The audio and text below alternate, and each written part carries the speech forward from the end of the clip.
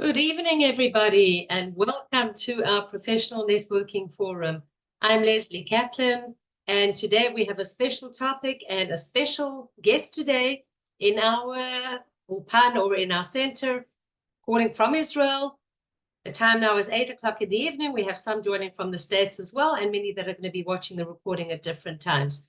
This series is also co-hosted by ACA with a grant from the Reinhardt Foundation, so thank you to them.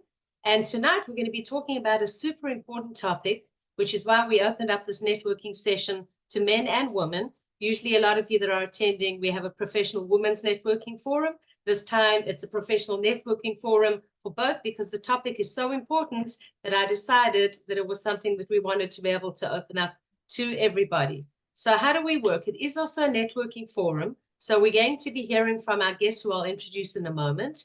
And in addition, you can ask any questions or feel free to share your information about your business in the chat, what you do. If you want to share your business links or social media links, that's great. We will be having a set of networking and breakout rooms a little bit later, which will last for about 15 to 20 minutes, where you will get the chance to introduce yourselves officially, give your elevator pitch, and you will also, I'll introduce the topic close to the time, we'll have the chance to discuss elements that Avi, our guest, is going to be talking about. So in the meantime, make sure that you have a pen and paper, even though Avi will share with you afterwards how you can get some of the information that he is going to be talking about. But no doubt you will want to actually write down some of the points that he's talking about because they're super important. So Avi, I'm going to spotlight you now next to me. And I would like to officially introduce Avraham, otherwise known as Avi Pinsky, who is a public accountant. And he's also the founder of Pinsky Consulting, where he assists small to medium-sized businesses in order to improve their finances, how to manage their finances better, and to increase their profits. Avi, good evening. Thank you so much for being our guest. Take it away. We look forward to hearing all your super information. Thank you for having me. Appreciate it. Let me just share my screen here so everybody can see. Okay. Can you all see well?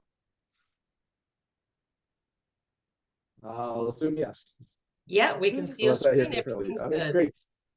Okay, very nice. Okay, so I am Avi Pinsky, as Lesley mentioned. I used to be an accountant. I mean, I still am an accountant, but I'm turning myself more into a business coach now because we'll get later into what I don't like about accountants, or why personally I don't like accounting. We'll mention that later on down the road. But I wanted to talk to everybody today about how they can build their business in a way that's based on data and information instead of kind of flying by the seat of their pants when they're trying to improve the revenue and profits in their business. So first, who am I? So as we said, I am an accountant, but I don't act as one anymore. And I currently am now a business owner, which is kind of a little bit new for me.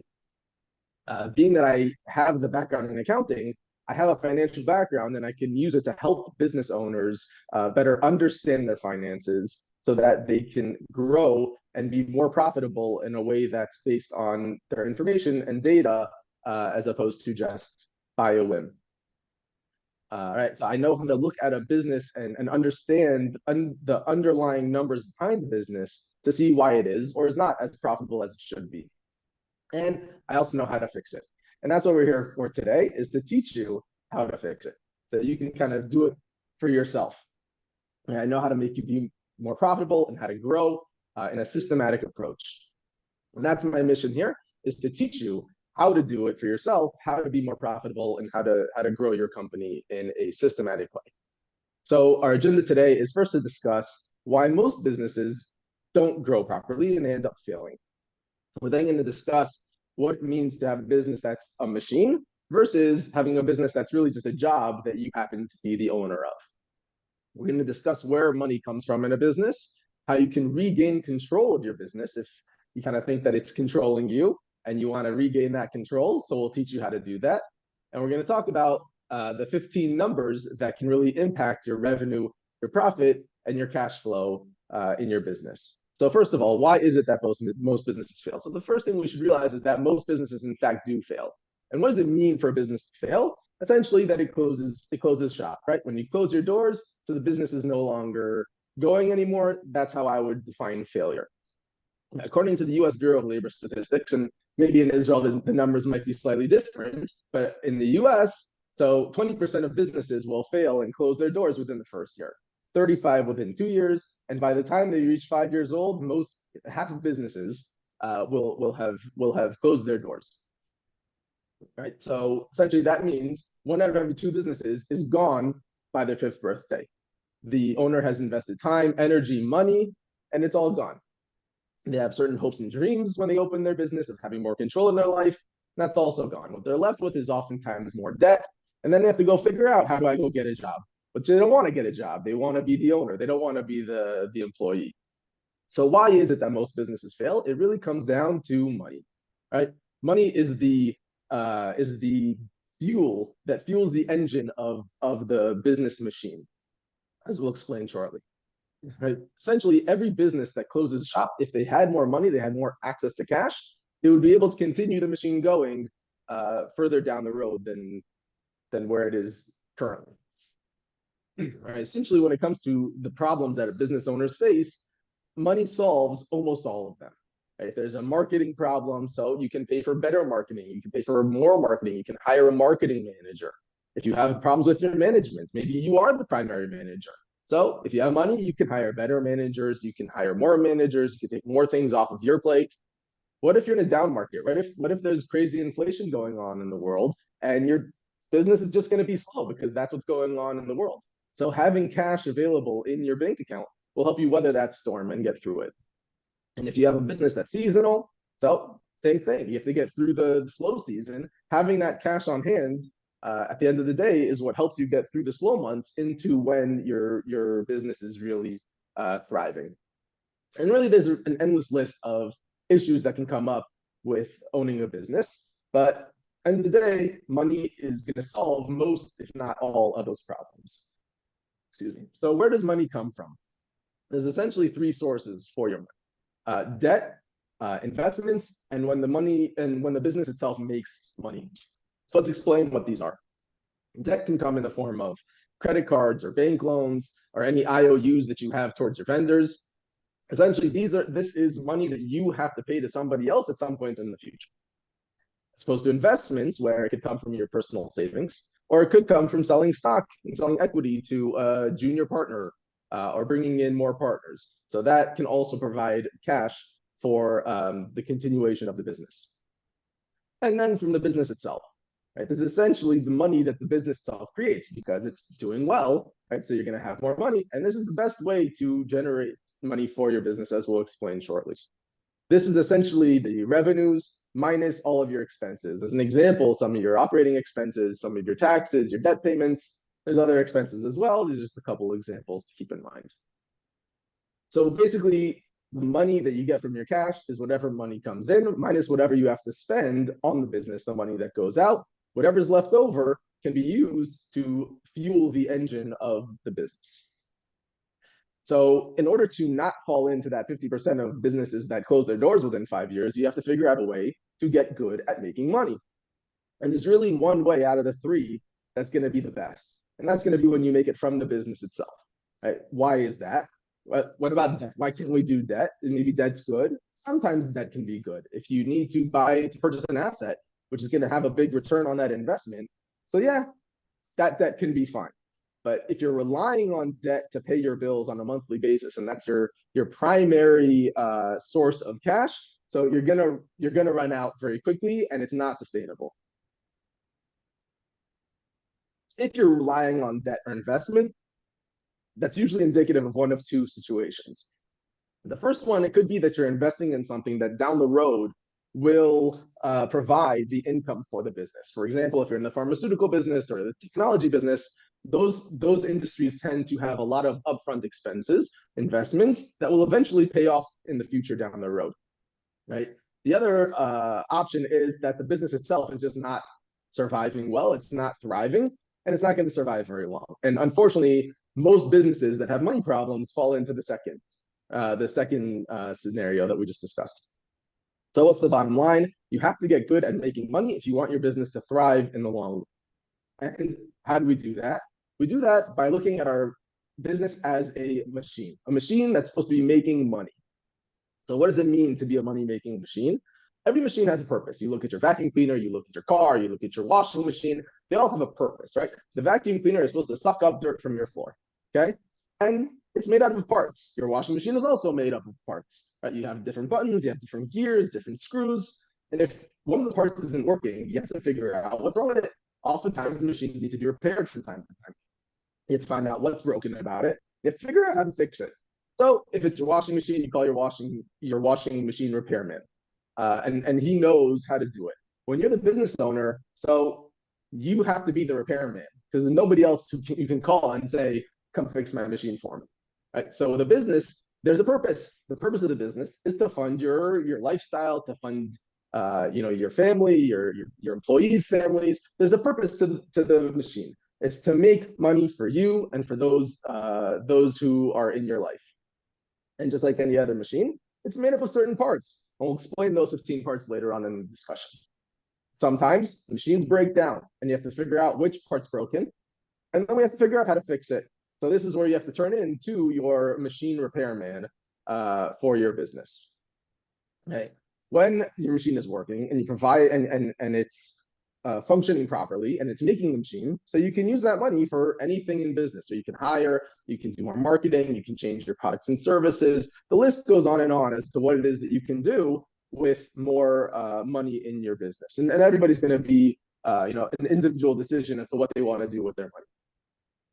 Right? So in order to turn into the machine, we have to eventually get familiar with the parts. We have to learn how to diagnose. We have to learn how to fix it. But first, let's take a quick look at what happens when it's broken and you don't know how to fix it, right? So the business is not making money. So there's no cash coming from the business itself. If you ran out of equity and you can't invest more into it, so you don't have cash from the owner's investments either. If you can't take on additional debt, you don't want to take that risk, or you can't get a bank loan, so there's no money coming in that way. Essentially, your machine is broken. There's no money coming into this machine, right? Being invested into the machine. So best case scenario, your business is going to stagnate and you won't be able to grow. Worst case scenario, you're going to be in that 50%. We're going to have to close out shop. Either way, you're going to have problems. You're going to be stressed out. You're going to be overworked. And ultimately, when you look at the amount of hours that you as the business owner are going to be putting into your business, you're going to be underpaid. You're going to be maybe making, if you're lucky, minimum wage. And a lot of times it leads to a lot of stress and fear. Right? A lot of times business owners have a lot of fear of failing, and there's a couple reasons for it. There's a lot that rides on the business working, right? You have to support your families, your employees have to support their families, and you just invested a lot of energy, a lot of time, a lot of money into this. You don't really want to see it go belly up. Another reason for the fear of failing is that you don't really want to go back to getting a job, right? You're not really somebody who's employable in that you don't want to work for somebody else, right? You want the freedom of working for yourself, which is why you started the business to begin with. So if this business fails, so now what do you do? How are you going to get another job when you don't want to get another job? You don't want to be somebody else's employee. But unfortunately, what ends up happening is if you don't know how to understand the parts of the business, so you end up with owning the job, right? And it's a very low-paying, stressful job because you're not running it like a business owner, like a CEO, like a leader. At best, you're managing it. And at worst, you're just an employee in it. So you have to figure out how to change your job, how to make your job into a machine. Right? So what does it mean when you own a job? A lot of times people will start a business because they're good at a craft. Right? Carpenter was very good at building benches, building porch swings, building decks, pergolas, whatever it is that he built. So after 15 years on the job working for someone else, he says, I'm going to go do this myself. And he opens up his own carpentry. At the beginning, it's just him. Maybe it's one or two of his friends. At that time, there's not much that's going on that he has to run this as a CEO, as a leader. So he's owning a job. He's performing the same tasks that he was doing when he was an employee. Just happens to be he's his own boss, right? But as the business grows and you have to expand the business and you have to get more employees, you have to worry about overhead costs, and you have to hire accountants, and you have to worry about legal things. All these things pile up and end up being very stressful for the business owner. And that ends up being the job is a much more stressful and low paying and high demanding job. It takes a lot more of your time and effort, and it's not really what you signed up for. Right? Unfortunately, most business owners don't realize that this is going to happen to them until you're already 3, 4, 5 years down the road when the business is really booming and you're getting a lot of customers, right? But at the end of the day, you don't really know how to run it. So you might be getting a lot of revenue, but it's not necessarily as profitable as you hoped it was going to be. So you started the business to get control, right? You didn't want to work for someone else. You wanted to have make your own decisions. You wanted to control your time. You wanted to control your income. But unfortunately, if the business breaks down, the machine breaks, you lose that control. Right? So now you're working more in your business. You put in more hours at the office, more on the construction site. You try to get more and more clients to try to make up for the expenses that are piling up on top. You end up, in the end, you're working more hours and you're making less at the end of the day into your pocket than you were when you were an employee. Right? So as we said, you started because you were skilled at a certain craft. You were an HVAC tech, you were a dentist, you were a chef, the list goes on and on, obviously. So you decided, instead of working for someone else as a job, I want to be my own boss, I want to start my own job. Right? Unfortunately, that leaves you with no steady paycheck because you don't have any guarantees that you're going to get clients. And there's nobody to guide you, right? When you're a business owner, there's nobody on top of you telling you what you're doing right, what you're doing wrong. So the only thing you can do is what you know, right? You rely on your skills, you end up getting more and more work, right? And you grow your business that way. You say, if I pull in more revenue, I'll get more money at the end of the day. So the HVAC person gets more HVAC clients, the dentist gets more dental clients, and the chef starts, cooking more and opening multiple restaurants, whatever. But unfortunately, the parts of the machine struggle because you don't understand all the different parts that are going in to the bottom line at the end of the day. So you can only work on a certain amount, on a certain portion of the business, and that's performing the actual craft. But you don't know anything about the rest of the business. You don't know how to get clients. You don't know how to make sales. You don't know pricing, right? Everything else that goes into running a business, these are all things that you don't know anything about because nobody ever taught you it. So what happens is the whole machine struggles, right? You end up having to wear all the hats yourself, doing all the things. Unfortunately, most of the things you don't like doing, and some of the things you're not even good at doing. So those parts are going to struggle. So you're running your job like a job. You're running your business like an employee who's just trying to get more and more efficiencies, get more jobs through. You're not looking at the overall machine. You're not looking down from 30,000 feet and seeing what's actually going on with the whole picture, the big picture, what's working and what's not working. You end up being overwhelmed and stressed. And like we said, you have a stressful, low-paying job. So you end up with the worst of both worlds. Okay, you have a job that doesn't have a steady paycheck, and you have a business that is controlling you, and you can't control it. So now I'm wondering, have I stressed everybody else out enough by now? Is everybody depressed enough that we can try to figure out what the solution is? Right? I'm hoping so. The solution is to figure out how to make your job into a machine. Right? You want to turn your job into a money-making machine. That is the solution. In order to do that, you have to first learn the parts of the machine, as we said. You have to learn how to diagnose those parts. You have to learn how to fix those parts so you can make sure that your machine is performing at peak performance. What does that mean? That it's producing you money. I see we have a couple chats. I don't know if anybody has any questions in here. Right, no, we're good. You can continue. You can continue. continue. Okay, I'm great. following the chat. Okay, great. There we go. So there are basically 3 reasons why most people are trying to make money from their job. Their personal use, they want to grow the business, they want to expand the business, or they want to increase the value of the business, right? Personal use is obviously the primary reason why most people are working in general and starting a job, right? They want to fund their lifestyle. They want to be able to pay for vacations. They want to be able to pay off some personal debt that they have. They have the kids' expenses, diapers and education, expenses come with just life. So the primary reason for opening a business is to fund your life, essentially. There's a secondary reason of you want to grow your business, right? As we said before, you need cash in order to be able to grow the business, in order to solve the problem so that the business can thrive more, right? So if the machine's not making money, you can't solve those problems. So you need the machine to work, to produce the money so that you can solve those problems, and that you can even stay in business and expand it over time. Sometimes people want to sell their business. So if you can increase the value of it by making the machine work more efficiently, so that's another reason why you might want to have more money that's produced in the business. Because oftentimes when a business sells, it sells at a multiple of the cash flow. So if you see the money the business makes, $1 million a year, so you can then sell it for $2, $3, $4 million down the road. If your machine is only making $500,000, so you can only get 1.5, maybe 2 million out of it, right? Obviously, the better your machine is at making money, so the higher price you can charge when you want to sell that machine off. Okay, so again, 3 reasons: personal, business, and a potential sale of the business down the road. Those are 3 reasons why you might want to make more money in your business. Okay, so now let's learn what are these 15 parts of your machine. Okay, we're going to start learning how to become a business technician so that we can we can diagnose our machine and we can repair it. Okay, so we're going to break down these 15 parts into 3 areas. There's your revenue parts, your profit parts, and your cash flow parts. Revenue, as a reminder, is basically whatever you sell, right? All the money that you make by selling to people. Profits is going to be after you pay off your expenses. So what's left, right? What was left after you paid off all the expenses of the business? Cash flow is a little bit different, and it's something that unfortunately a lot of business owners don't understand because it's really not taught. Again, there's no business owner school that you go to when you're opening your business. That is the money that you keep.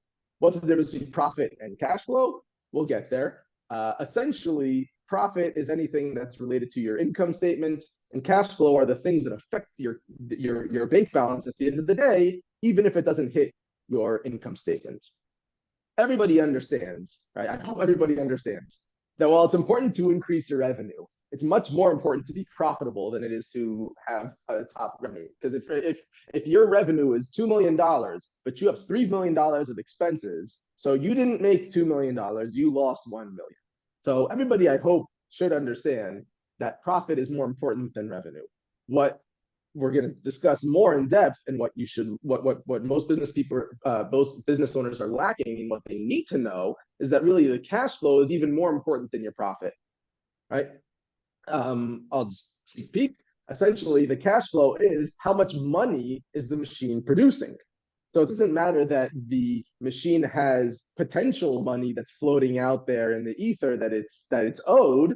You still need to make sure that the machine is actually producing cash that you can have on hand to pay your bills going forward. So that's why cash flow is much more important than profit.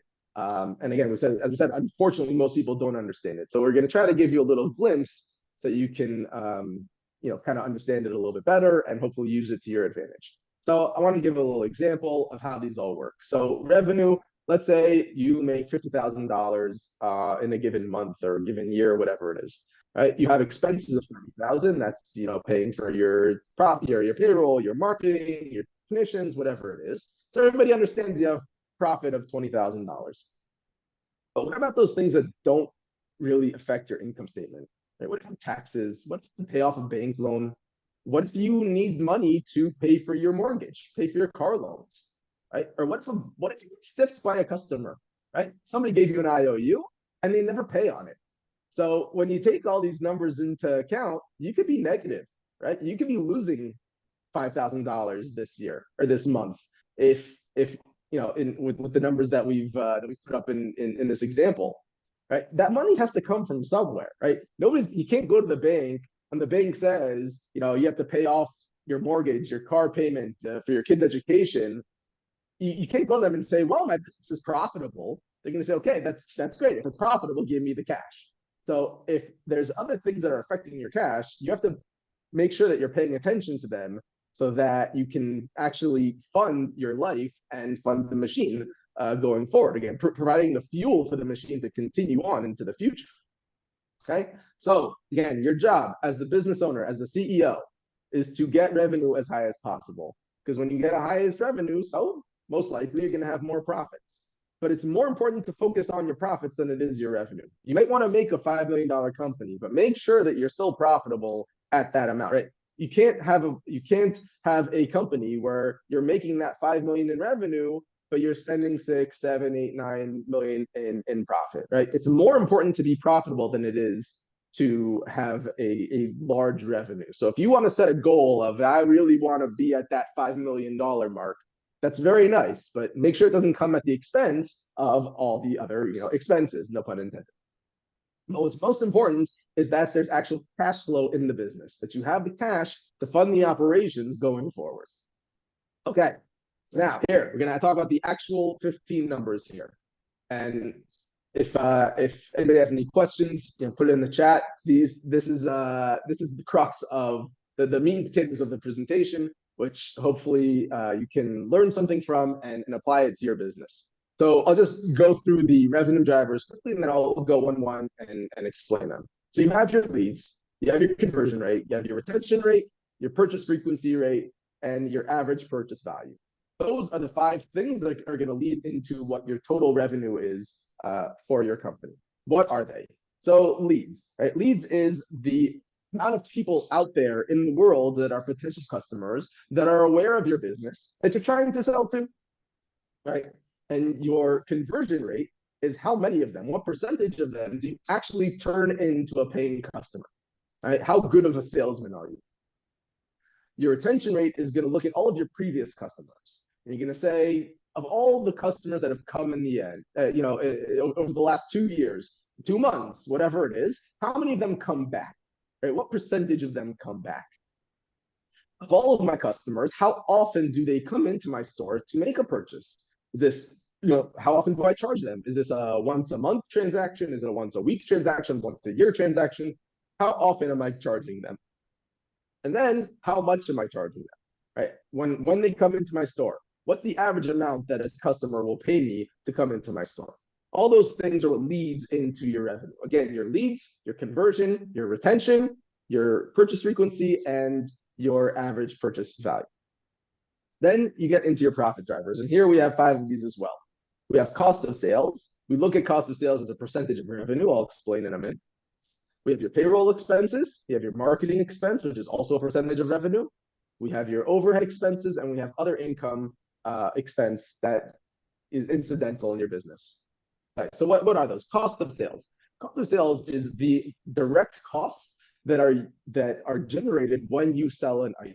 So for example, if I built Rubik's Cube, right? So I've got a Rubik's Cube, there are gears inside, there are magnets, there are pieces of plastic that go into my Rubik's Cube. How much does all of that cost per Rubik's Cube that I will sell to my customers, right? And we look at that as percentage of revenue because the more, right, every new cube that I sell, I'm going to have more revenue, and I'm also going to have more COGS, right? We call it cost of sale, cost of goods sold, COGS, costs, whatever you want to use. Each cube that's going to generate revenue will also automatically generate a cost. So that's why it's always looked at as a percentage of revenue, right? What percentage of my Rubik's Cube am I actually paying for in order to make it so that I can then ship it on to the customer? My payroll expense is going to be all of my payroll that's not included in costs. And this is a question that I get a lot, so I'll explain. And if you have more questions, you can put them in the chat, and I'll try to address them when we get to a good stopping point. So what's the difference between payroll that's cost related, that's a COGS, and payroll that's a payroll expense? So let's use an example of the contractor or the technician, right? So let's say you're a plumber. You have different technicians that service your clients. You pay that plumber when he goes out on a job. You pay him, $10 or 10 shekel per hour that he's working on the job, and you charge your client, 100 shekel or $100 per hour. So his expense, the expense that you have to pay to him, his salary is directly related to the revenue that it's going to generate. So you can look at it as a percentage of revenue, right? In that example that we use, his payroll is a cost of 10% of the revenue, because I don't know how long he's going to be on the job. Maybe it's really bad. They've got 5 shower heads to install and 3 sinks that are backed up. So he's going to be on that job for 10 hours. He's going to charge 1,000 shekel. We'll pay him 100 shekel, right? Whereas opposed to your secretary, your accountant, your lawyers, your janitor in your office building, you might be paying these people on an hourly rate, but it has nothing to do with the revenue that's generated, right? Your secretary is not bringing in cash to the business. She's not servicing the clients directly. Right? Going back to the Rubik's Cube, right? She's not building the Rubik's Cube. She's not putting parts together. She's picking up the phone, taking orders. And so that is a payroll expense where we look at the whole amount. And we don't expect that amount to change directly with the revenue that's generated in the company, right? At some point it will, right? If I've got 10 plumbers in my business and they can be handled with one secretary, maybe she can also handle 15, maybe she can handle 20. Once you get to 30, 40, whatever it is, and now they're just customers that are calling all the time and she can't handle her duties. So at that point, I'm gonna have to up the payroll expense. I'm gonna say, okay, I have to hire a second secretary, right? So those costs can change, but it's not going to be directly in line with revenue. There's going to be certain plateaus where your payroll expense should stay consistent, right? And then there's going to be other, when you reach the second plateau, you'll have to hire another one, right? We'll talk about that in a second. We'll talk about another example in a second. Marketing is similar to your cost of sales, that we look at it as a percentage of revenue, because this is the expense that's supposed to drive revenue. So every dollar that I spend on my marketing, I hope is going to bring in $10 of revenue, whatever it is that your threshold of where you want how effective and efficient you want your marketing to be. You expect that every dollar is going to generate that amount of revenue. So you can look at it as a percentage of revenue. Whereas overhead expenses are going to be more things like, the electricity in your offices, the rent expense in your office, your warehousing expenses. Similar to the secretary, to the payroll, where until you hit a certain threshold where you've maxed out your office space, you're not going to have an additional expense, right? When you have to now expand, and now the warehouse can no longer house all of your inventory or all of your machines that you're running. Okay, so then you have to expand, get a bigger office, a bigger warehouse. And at that point, the expense will go up. But it's not going to go up dollar for dollar or percentage for dollar with every new item that you're selling.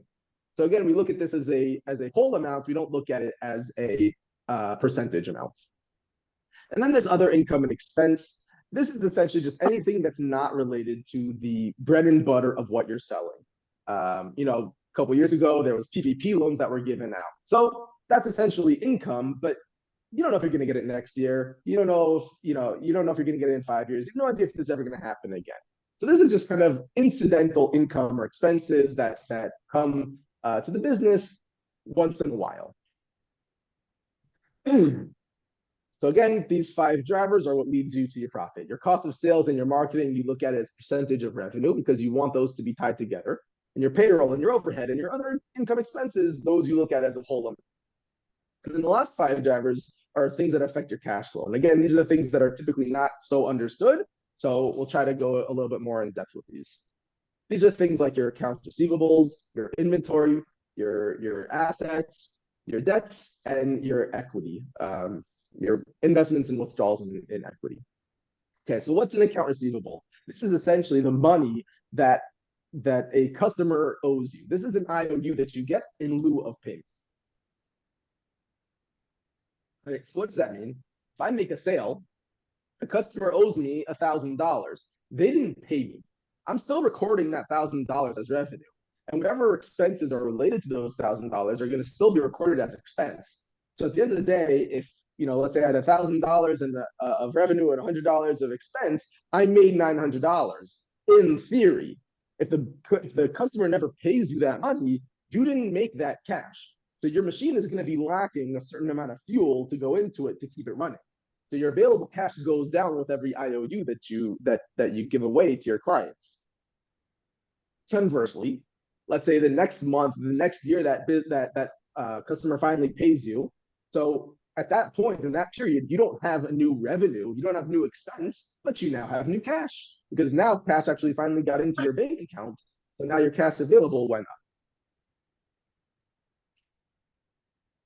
Inventory is similar in that again, going back to our trusty little Rubik's Cube, the Rubik's Cube that I build is increasing my amount of inventory. It takes money to build this Rubik's Cube. But at the same time, I'm not expensing it until I sell it. So for every new Rubik's Cube that I build and that I store in my warehouse, my cash available goes down. I essentially traded one asset, my cash, for another, my inventory. Then when I eventually sell that Rubik's Cube, so now I'm trading off that cube, that inventory, for cash. So I'm trading off one asset, the Rubik's Cube, for the cash. Now my available cash goes up. Okay. And the same with any other asset, right? Let's say you have, again, let's go back to the plumber with the technicians. Each technician gets a company car, right? So as you buy a new car, so you traded one asset for another. You traded your cash for a car. Your cash available went down. When you fire one technician and you then sell off that car for parts, so you traded off your asset of a car for cash. Your cash available goes up.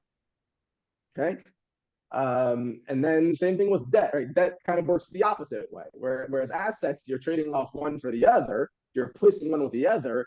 Debt kind of goes the opposite way, right? As you pay off debt, so your liabilities go down, your cash also goes down because that's the cash that you use to pay off that liability. I hear somebody in the background. I don't know if somebody's trying to ask a question. I'll assume Yeah, not. I'm trying to mute them actually. Okay. There we go. They're muted. Okay.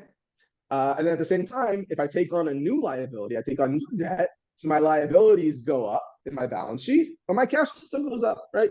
So they're in the same trajectory when it comes to cash versus debt. Again, that's why you take on a new debt, is to get that cash.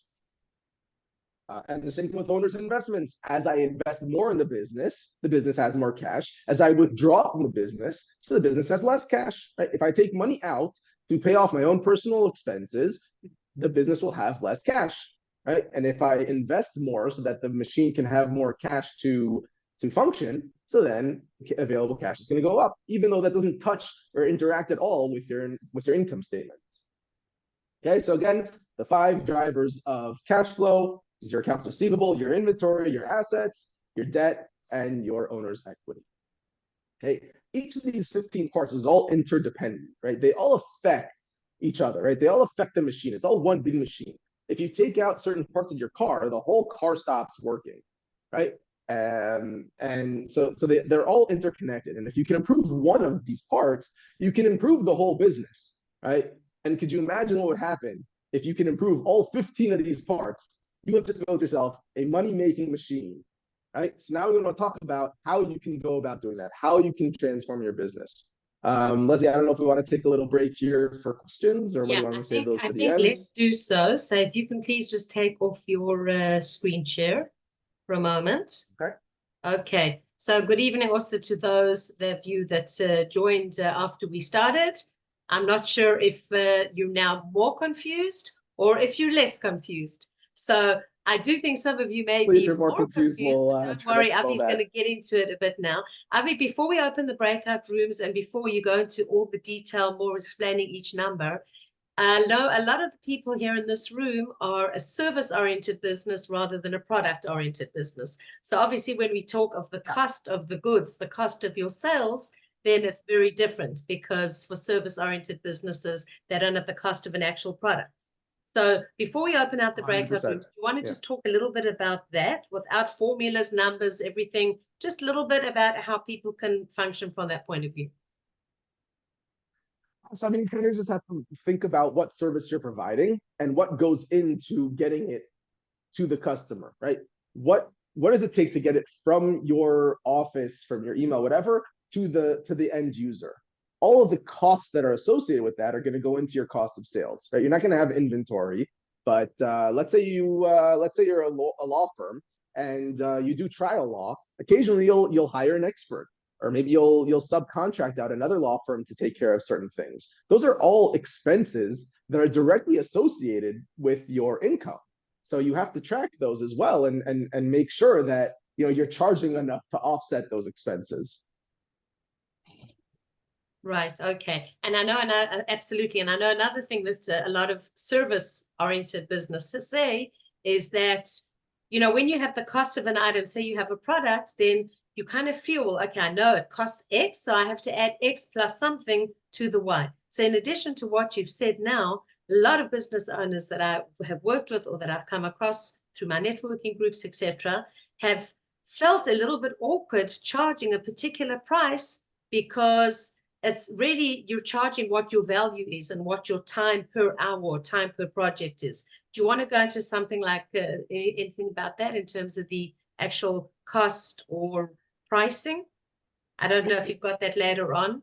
So Is there anything you want to discuss with pricing is that? going to be it's going to be dependent on every industry and every, you know, some industries you can charge a premium for the services that you're providing. Sometimes you can't, right? So I was talking to somebody, maybe I shouldn't say what industry they're in.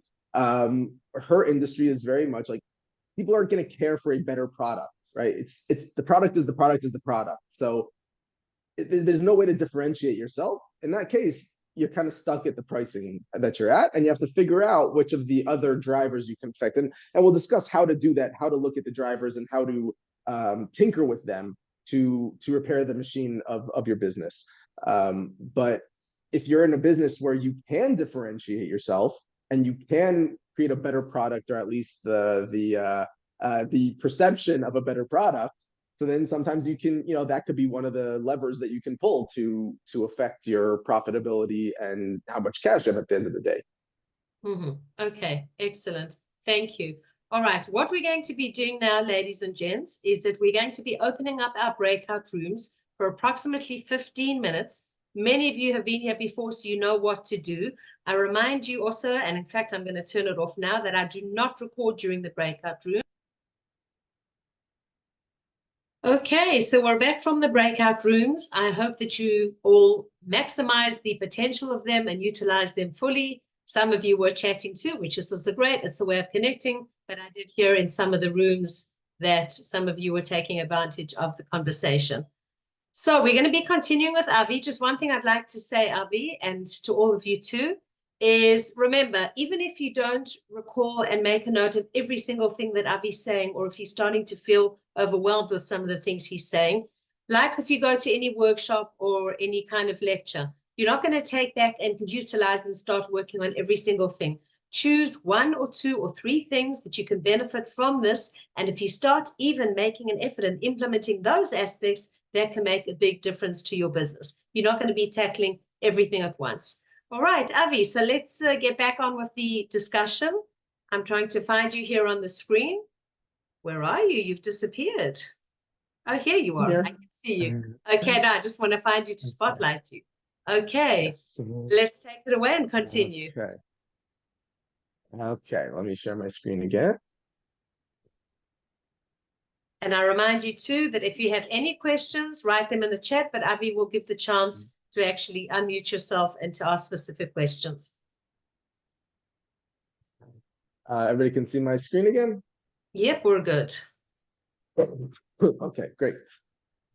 Excuse me, I'm coming down with a cough just this as of this morning. Great timing. Of course, it had to be right? this evening. Make sure you have your cup of water or your cup of tea or coffee and you're good. Yeah, well, you know, with me, for those who don't know me, which is I think everybody here except for my father, when I have a tea bag, that means I'm not feeling well.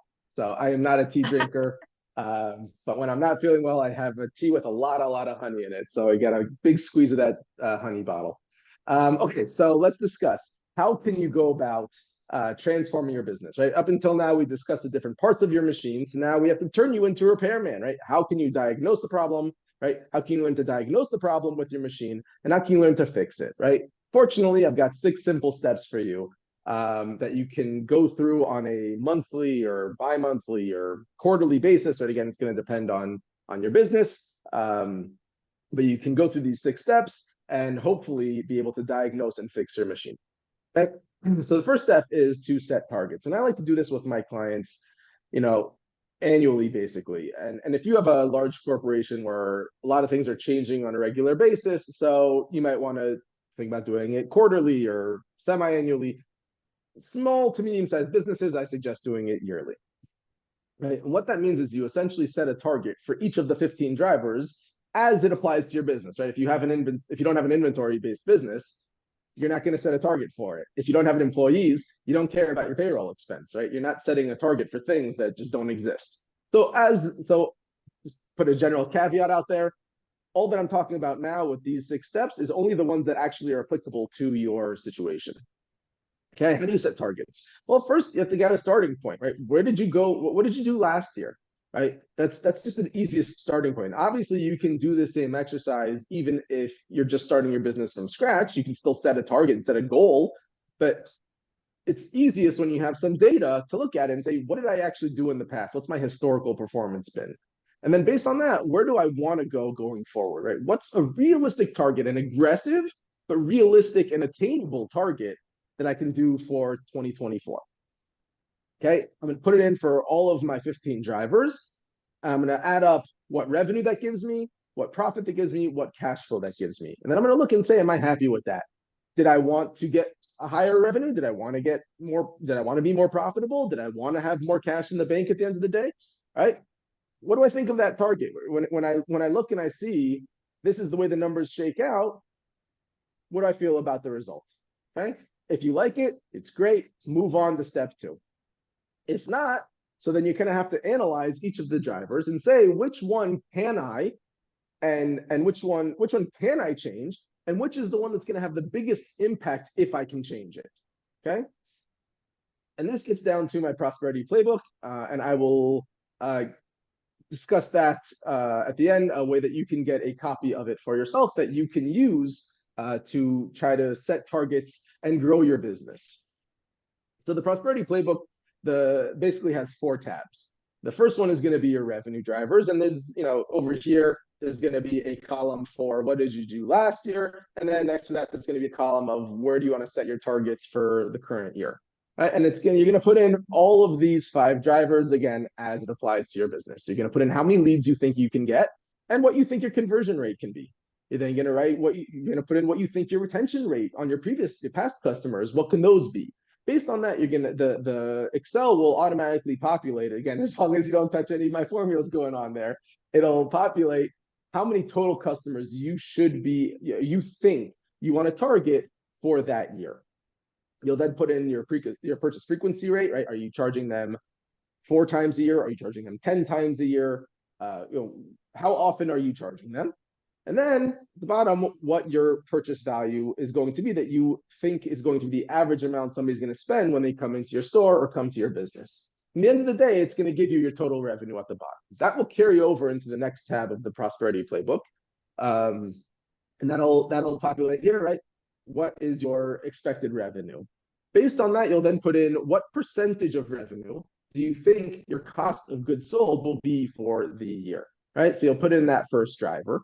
And then it'll total up what you think is your gross profit. So when people talk about gross profit, that's essentially how much are you making on each individual item that you're selling, just in terms of what you're charging for it and what it costs you, right?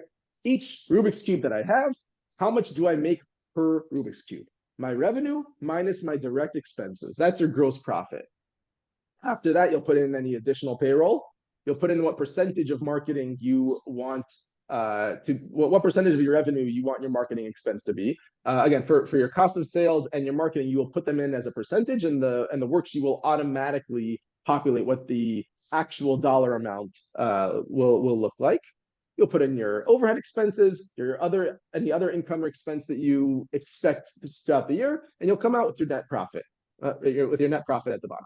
That will then lead into the third tab in the workbook, which is going to be your cash flow tab. Okay, and you'll put in any changes in accounts receivable that you think you're going to have over the year, right? What IOUs do you think you'll collect? What IOUs do you think you're going to rack up anew in a year? Same with your inventory. How many of your cubes will you sell? How many of them will you produce? Any assets? Are you planning on buying a new machine? Are you planning on selling an old machine? Are you planning on taking out new debt? Are you planning on paying off old debt? Or are you planning on moving anything in terms of equity? Okay, so that is your setting target stage. You'll use that playbook. And again, I'll send you I'll have a link at the end of the presentation where you can request that playbook. Okay, and we'll move on to the second step. And this from step 1 will be done, as we said, yearly. Step 2 through 6 will be done monthly. Okay, you'll see so far this month, how have I done? Right, you're going to analyze what your performance has actually been like throughout this year to date. Right, from the beginning of the year until February, March, April, whichever month we're holding in, how have I actually done for all 15 of the drivers, again, as they apply to your business? How many leads have I generated? How many of those leads was I able to convert, right? What was my retention rate on previous customers? And you're going to do that for all 15 of the drivers. Okay, you're gonna say how have I actually performed so far? I wanted to get to, let's say, 100 leads. By the end of February, I'm at 50. Right? Let's say you're just blowing it out of the water. Right? So maybe you undershot on your targets. Right? Maybe you up the target a little bit. Maybe you set a target of 1,000 leads and you're only at 50 and you're really underperforming. Okay. So at that stage, that's that kind of step two. Analyze where have you actually gone so far.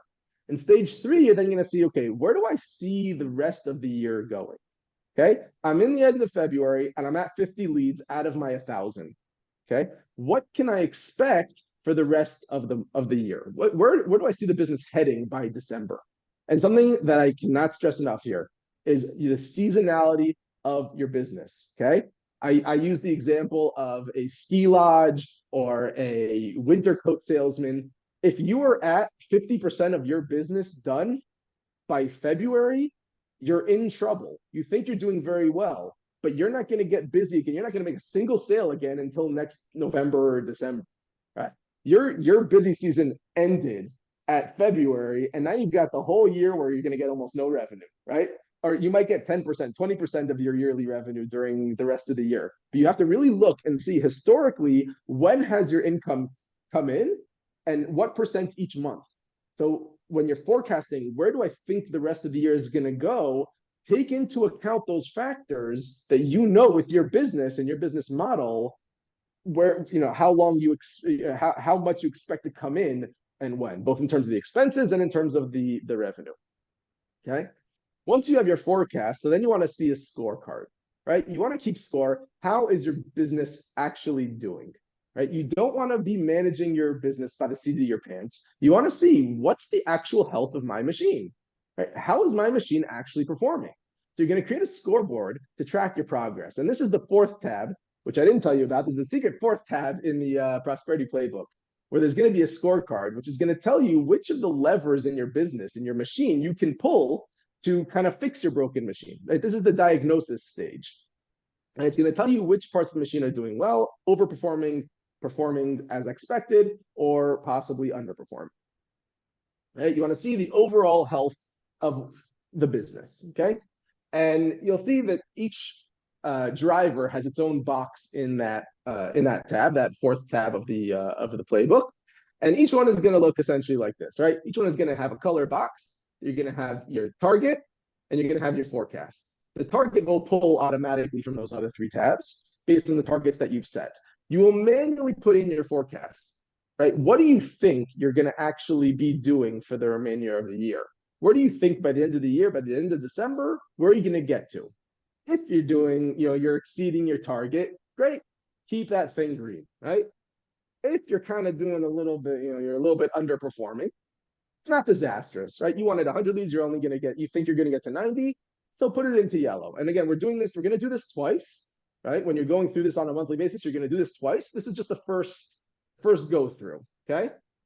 If you see that you're really underperforming on your targets, so you're going to put that box red. And for each of the drivers, it's going to have its own box on that scorecard. And you'll go through it and you'll perform this analysis. You'll put in your forecast and you will change that box to the corresponding color that you want to see. Okay, you got your scorecard now, right? Step 5, you want to now diagnose the machine and see which parts are broken. And you're going to set an objective based on those broken parts. Right? Whichever parts are going to be red, those are the ones which are going to lead to your objectives. And now here's where you're going to go in and you're going to do a second analysis on those colors. Excuse me. Because you don't want more than 2 or 3 objectives going on at any one time. If you're going to say all 15 of my parts are broken, I have to fix every single one of them, your head's going to be, all over the place. You're never going to focus. You're never going to get any of them done. So go back, reevaluate, and see which of the drivers you can affect, right? Some of them are going to be stuck, right? Some of them you're just not going to be able to do anything about, right? For whatever reason, your marketing is just doing poorly, you will not be able to get more leads.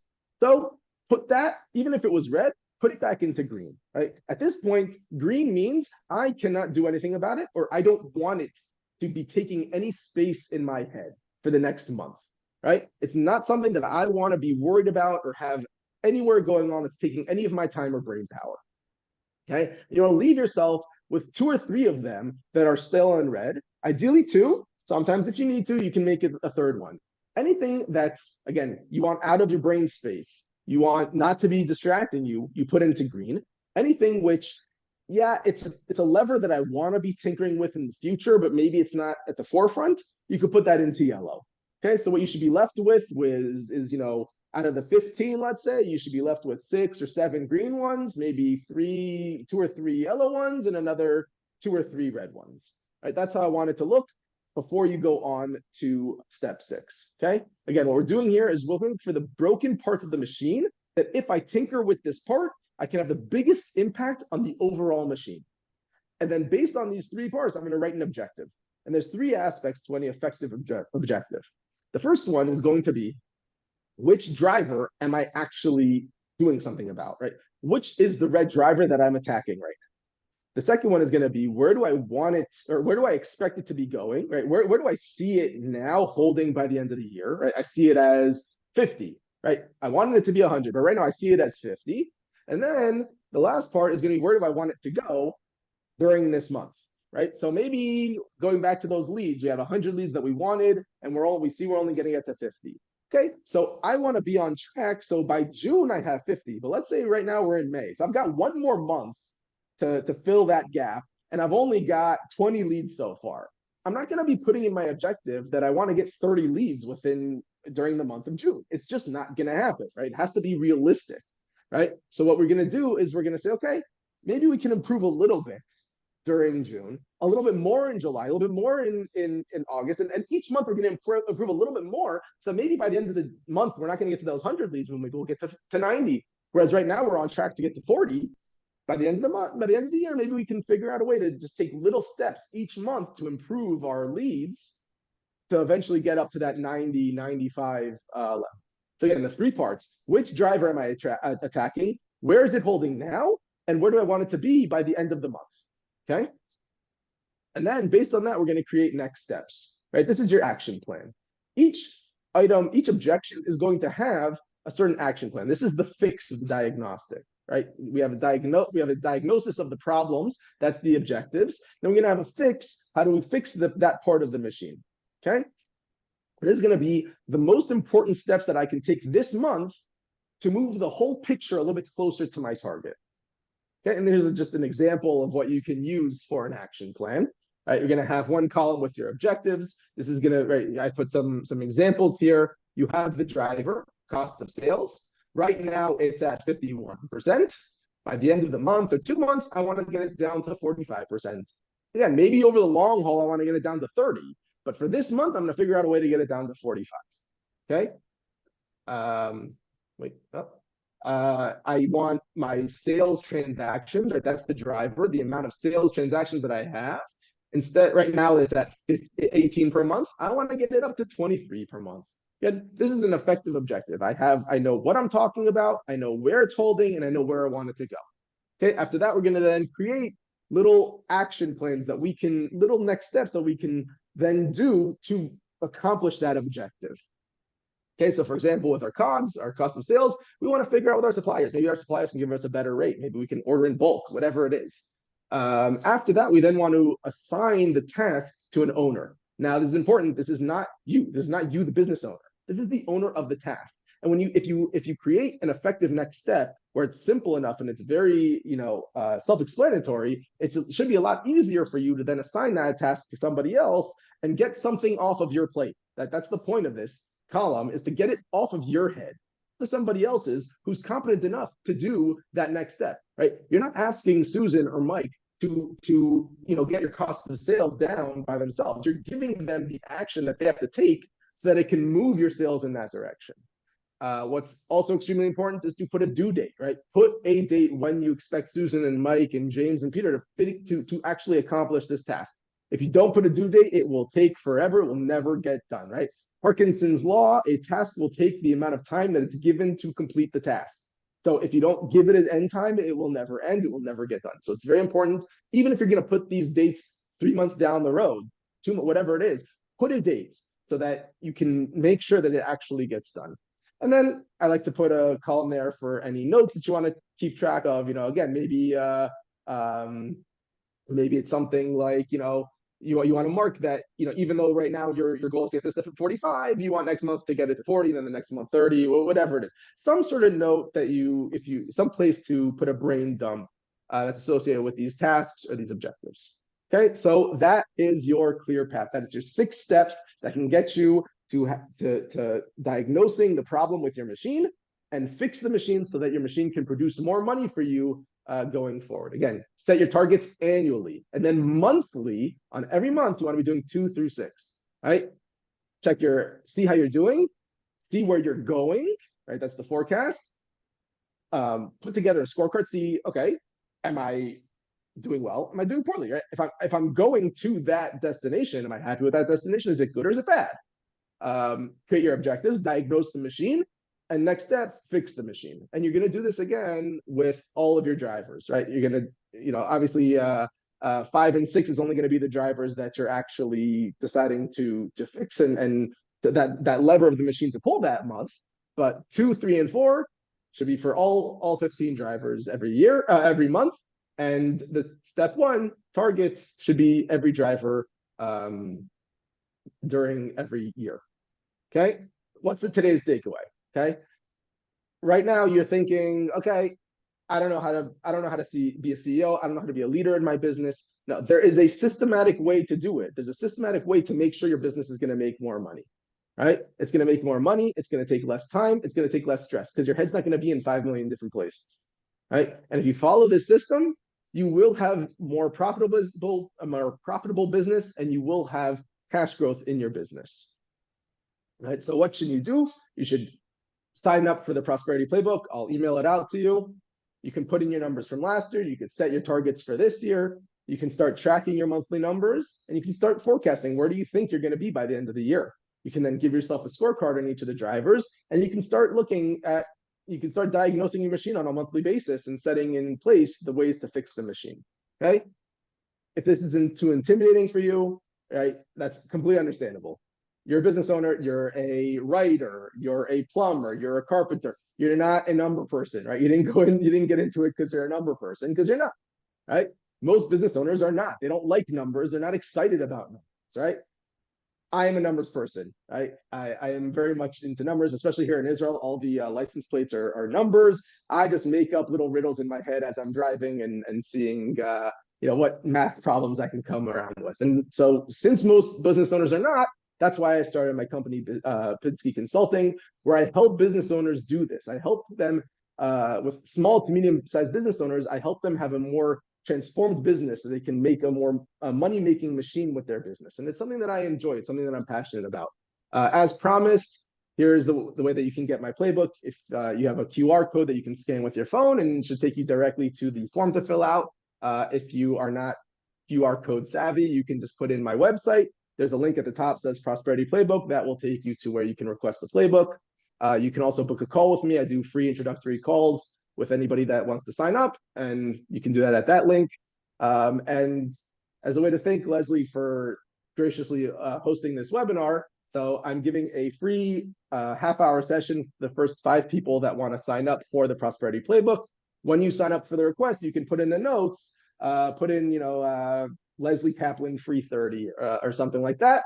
And I'll make sure you get one of those spots if you're one of those first 5 people. And I'm happy to go through that playbook with you and give you any thoughts and tips on how to set your targets.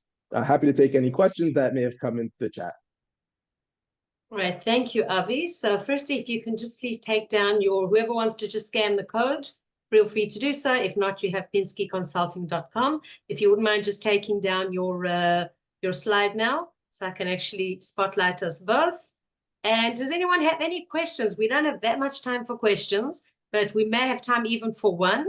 If not, as I said, you had the opportunity to write it in the chat. Most of you have taken advantage of the chat in terms of your networking. We do have a question: what's considered a medium-size company?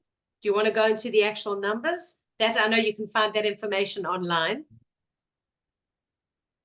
I mean, if you're asking in terms of the companies that I work with, you're talking more 500,000 revenue per year to up to 5 million revenue per year. I guess that would be, if that's the reason for the question. I mean, your business is doing as well as your business is doing, right? So if you're just trying to fit into that mold of what's medium size and that's what you're trying to shoot for, so yeah, you can shoot for 1 million revenue a year, 2 million revenue a year. That would be more in the medium sized business, I would say. Right. Okay. Excellent. So, Avi, firstly, thank you very, very much for joining us, for giving us this awesome information.